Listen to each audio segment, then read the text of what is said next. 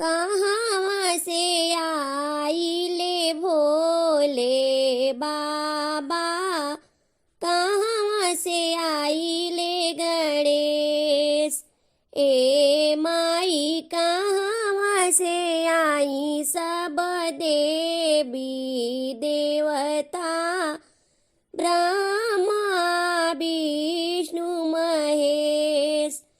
ए माई कहाँ से आई सब देवी देवता, ब्रह्मा विष्णु महेश।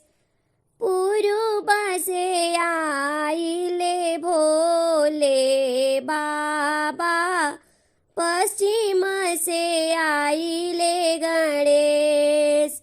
ए माई स्वर्ग से आई सब देवी देवता, ब्रह्मा विष्णु महेश।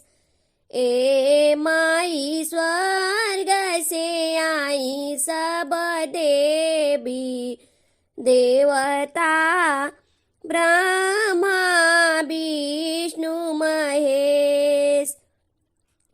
कहाँ बैठई बो भोले बाबा के, कहाँ बैठई बो गणेश। ए माई कहाँ बैठई बो सब देवी देवता के, ब्रह्मा विष्णु महेश। ए माई कहाँ बैठई बो सब देवी देवता के, ब्रह्मा विष्णु महेश। दुआरा बैठई बो भोले बाबा के, अंगना बैठई बो गणेश। ए माई बेदिए बैठई बो सब देवता लोग के, ब्रह्मा विष्णु महेश। अरे माई बेदिए बैठई बो सब देवता लोग के, ब्रह्मा विष्णु महेश। काले खियाई बो भोले बाबा के, काले खियाई बो गणेश। अरे माई काले खियाई बो सब देवी देवता के, ब्रह्मा विष्णु महेश।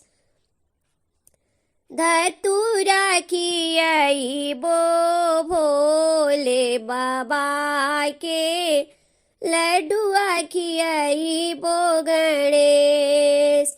अरे माई खोए खियाई बो सब देवता लोग के, ब्रह्मा विष्णु महेश। अरे माई खोए खियाई बो सब देवता लोग के, ब्रह्मा विष्णु महेश।